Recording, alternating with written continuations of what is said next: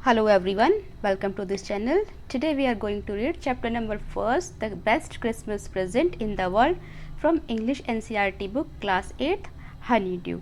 So let's read the chapter and understand what is the story.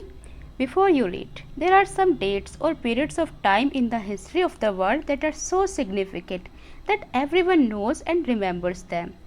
अब अगर हम इतिहास की बात करें तो विश्व के इतिहास में कुछ तारीखें या अवधि इतनी महत्वपूर्ण है कि उनको हर व्यक्ति जानता है और याद रखता है. The story you will read mention one such date and event, a war between the Britishers and the Germans in 1914. अब यहाँ पर जो कहानी है वो ऐसी ही एक महत्वपूर्ण तारीख या घटना को बताती है. 1914 में अंग्रेज और जर्मनों के बीच युद्ध हुआ. उस युद्ध का वर्णन इस स्टोरी में है. तो आप अनुमान लगा सकते हो कि ये कौन सा युद्ध था. चलिए देखते हैं क्या है इसमें.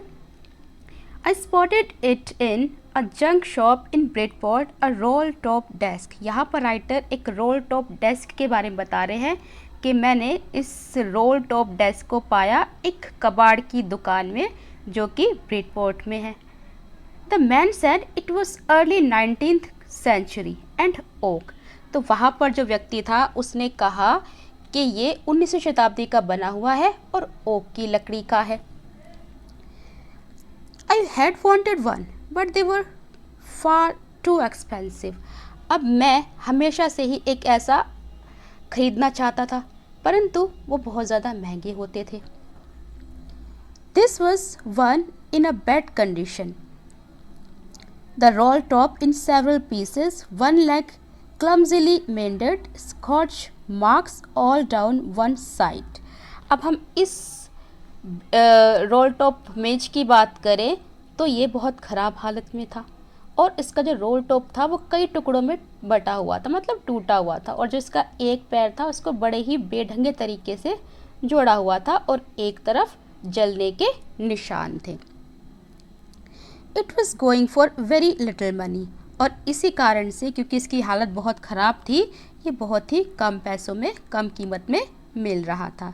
आई thought I could restore it. और मैंने सोचा कि मैं इसको ठीक कर लूँगा. It would be a risk, a challenge, but I had to have it. अब ये एक चुनौती होगी, खतरा होगा, लेकिन मुझे तो उसको बस लेना ही था क्योंकि बहुत कम कीमत में मिल रहा था. But I had to have it. I paid the man and brought it back to my workroom at the back of the garage. तो मैंने उस आदमी को उसकी कीमत चुकाई और गैराज के पीछे वाले अपने काम के कमरे में उसको मैं ले गया. I began work on it on Christmas Eve. और मैंने इस पर काम करना शुरू किया क्रिसमस की संध्या को उसी दिन, मतलब इसको ठीक करना शुरू किया. I removed the roll top completely and pulled out the drawers. मैंने पूरी तरह से जो रोल टॉप था उसको हटा दिया और उसके जो दराज थे ना उन दराजों को खींचकर निकाल दिया. The veneer had lifted most everywhere. Veneer का मतलब होता है पॉलिश. जो पॉलिश थी वो ज़्यादातर उतरी हुई थी जगह जगह से. It seemed look like water damage to me. और मुझे ऐसा लग रहा था कि शायद पानी की वजह से वो ख़राब हो गया था. Both fire and water had clearly taken their toll on this desk. आग और पानी दोनों ने ही अपनी अपनी तरह से उस मेज को नुकसान पहुंचाया हुआ था. The last drawer was stuck fast. और जो आखिरी दराज था ना वो बुरी तरह से फंसा हुआ था. I tried all I could do to ease it out gently. और मैंने बड़े ही आराम से निकालने की उसको पूरी कोशिश की. In the end I used brute force. और अंत में जब वो नहीं निकल पाया तो मैंने इसको पूरी ताकत लगा दी निकालने में. ब्रूट फोर्स का मतलब पूरी तरीके से अपना पूरा जोर लगा देना, ताकत लगा देना. I stuck it sharply with the side of my fist and the drawer flew open to reveal a shallow space underneath a secret drawer. और मैंने जब अपनी पूरी ताकत लगा दी उसमें तो उसके बाद क्या हुआ, मैंने अपनी मुट्ठी से उसके एक और मारा और दराज जो थी वो अंदर का खाली स्थान दिखाते हुए पूरी खुल गई और एक गुप्त दराज उसके अंदर से निकला. There was something in there. अब वहाँ पर उस दराज के अंदर कुछ था. I reached in and took out a small black tin box. तो जब मैंने उसको देखा ध्यान से तो मुझे उसके अंदर मिला एक काले रंग का बक्सा छोटा सा, ठीक है. Sellotaped to the top of it was a piece of lined note paper. उसके ऊपर सेलोटेप से एक लाइनदार पर्ची चिपकी हुई थी. And written on it in shaky handwriting. और उस पर लिखा हुआ था कांपते हाथों से. शेकी मतलब हम कह सकते हैं कि थोड़ा गंदी सी राइटिंग में कांपते हुए हाथों से जिसको लिखा गया हो, ऐसे हाथों से लिखा गया था. जिम्स लास्ट लेटर रिसीव्ड जनवरी 25, 1915. जिम का आखिरी खत प्राप्त हुआ जनवरी 25 को 1915 में. To be buried with me when the time comes. और साथ ही साथ ये भी लिखा था कि मेरी जब मृत्यु हो जाए, मेरा जब समय आ जाए आखिरी, तो मेरी मृत्यु के बाद मेरे साथ इस पत्र को दफनाया जाए. I knew as I did it what it was wrong of me to open the box.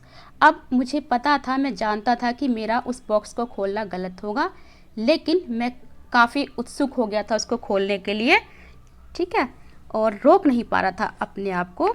Curiosity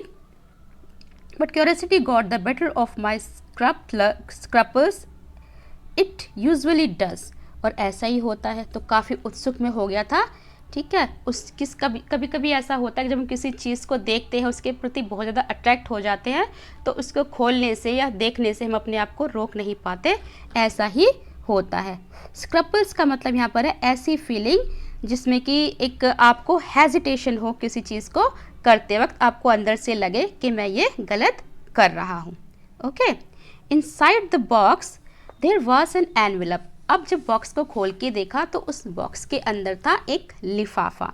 the address read Mrs Jim McPherson 12 Copper Beeches Bridport. और उस पर एड्रेस लिखा हुआ था Mrs Jim McPherson 12 Copper Beeches Bridport Dorset.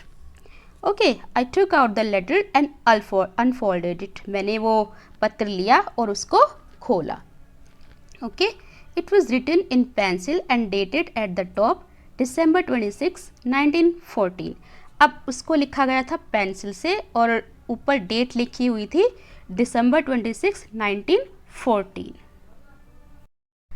Dearest Connie, I write to you in a much happier frame of mind because something wonderful has just happened that I must tell you about it once. तो यहाँ पर जो पत्र लिखा हुआ था वो Connie के नाम पर लिखा हुआ था. प्रिय कॉनी, मैं बहुत खुश दिल से तुम्हें ये लिख रहा हूँ क्योंकि अभी अभी बहुत कुछ अच्छा हुआ है और मैं तुम्हें इसको तुरंत ही बताना चाहता हूँ. अपने आप को बताने से मैं रोक नहीं पाया. We were all standing to in our trenches yesterday morning. और कल सुबह हम सब अपने अपने बंकरों में खड़े हुए थे. बंकर क्या होता है? ट्रेंचेस का मतलब यहाँ पर बंकर होता है. और बंकर क्या होता है? जो कि सैनिक होते हैं ना, वो अपना रहने के लिए, छिपने के लिए, जब युद्ध होता है और छुपने के लिए वो ज़मीन को खोद लेते हैं, काफ़ी गहरे तक गड्ढे बना लेते हैं और उनके अंदर वो रहते हैं युद्ध के दौरान. उनको ही बंकर कहा जाता है. सैनिकों के रहने के लिए वो बना लेते हैं. Okay. Christmas morning it was. और वो जो मॉर्निंग थी वो क्रिसमस की मॉर्निंग थी, क्रिसमस थी. It was crisp and quite all about as beautiful a morning as I have ever seen, as cold and frosty as a Christmas morning should be. और ये जो सुबह थी ना, ये बहुत ही शांत थी, कड़क थी और इतनी सुंदर सुबह मैंने कभी अपनी ज़िंदगी में पहले नहीं देखी थी. इतनी ही ठंडी और जमा देने वाली जितनी कि एक क्रिसमस की सुबह को होना चाहिए था. ओके. यहाँ पर कोल्ड से मतलब ठंडा, फ्रॉस्टी से मतलब जमा देना वाला होता है, क्वाइट से मतलब होता है शांत, ठीक है, और क्रिस्पी से मतलब होता है कड़क. I should like to be able to tell you that we began it but the truth I am ashamed to say is that Fritz began it. Okay. तो अब क्या होता है, मैं तुम्हें बताना चाहता था कि हमने शुरुआत की, लेकिन ये सच है जिससे कि मैं शर्मिंदा हूँ कि फ्रिट्स कहते हैं जर्मन सैनिकों को, ये उन्होंने शुरू किया है ना.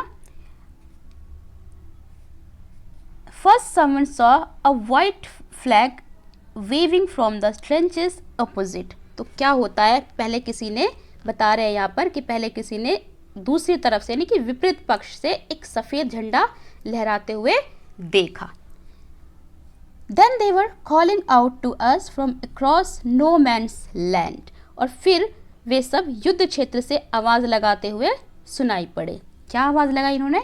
Happy Christmas Tommy. उन्होंने आवाज़ लगाई हैप्पी क्रिसमस टॉमी। टॉमी यहाँ पर ब्रिटिश सैनिकों को बोला गया है, ब्रिटिशर्स को बोलते हैं टॉमी, है ना। हैप्पी क्रिसमस, दोबारा से हैप्पी क्रिसमस बोला। और When we had got over the surprise, some of us shouted back. और हमने जब ये सुना तो हम लोग बड़े ही आश्चर्यचकित थे, बड़ा ही अचंभा हुआ हम लोगों को। तब हम में से कुछ उनकी ओर चिल्लाए। That same to you, Fritz, कि आपको भी मुबारक हो क्रिसमस की फ्रिट्स। फ्रिट्स क्या बताया था? जर्मन सैनिक, है ना। Same to you. I thought that would be that we all did, but then suddenly one of them was up there in his great coat and waving white flag. अब मैंने सोचा कि मामला समाप्त, हमने उनको बोल दिया क्रिसमस मैरी क्रिसमस, उन्होंने हमें बोल दिया, सब खत्म। अब सबने यही सोचा, लेकिन तभी क्या हुआ, उनमें से एक अपने ग्रे कोट में खड़ा हुआ और सफ़ेद झंडा लहराते हुए बोला, डोंट शूट लेट्स, कि लड़कों गोली मत चलाना। Someone shouted and no one did. किसी ने चिल्लाया ज़ोर से कि गोली मत चलाना, और किसी ने गोली नहीं चलाई। Then there was another Fritz up on the parapet and another, keep your heads down. I told the man it's a trick, but it wasn't. और किसी ने भी गोली नहीं चलाई। फिर एक फ्रिट्स जो था, फ्रिट्स वो खड़ा हुआ और फिर दूसरा, और कहा कि अपने सिर नीचे रखो। मैंने भी अपने आदमी से कहा कि ये एक चाल है, लेकिन वो चाल नहीं थी।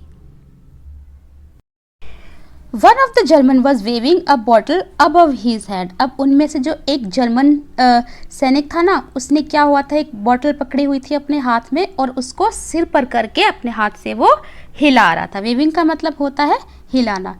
It is Christmas day Tommy, और वो कह रहा था कि आज तो क्रिसमस का दिन है Tommy. We have schnapps, we have sausages, कि हमारे पास शराब है। यहाँ पर जो स्नैप्स है, स्नैप्स का मतलब होता है एक जर्मन ड्रिंक है ये, जो कि ग्रेन से बनाई जाती है, और सॉसेस का मतलब होता है मीट। तो वो कह रहे थे कि हमारे पास शराब है, हमारे पास मीट है, वी मीट यू, कि चलो हम मिलते हैं। Yes, by this time there were dozens of them walking towards us across no man's land and not a rifle between them. तो अब एक के बाद क्या हुआ कि जो दर्जनों सिपाही थे ना उस साइड से, वो हमारी तरफ आ गए, नो मैन लैंड की तरफ से। और बड़े कमाल की बात है कि उनमें से किसी के पास भी राइफल नहीं थी। ठीक है, तो बिना राइफल के वो आ गए थे वहां पर।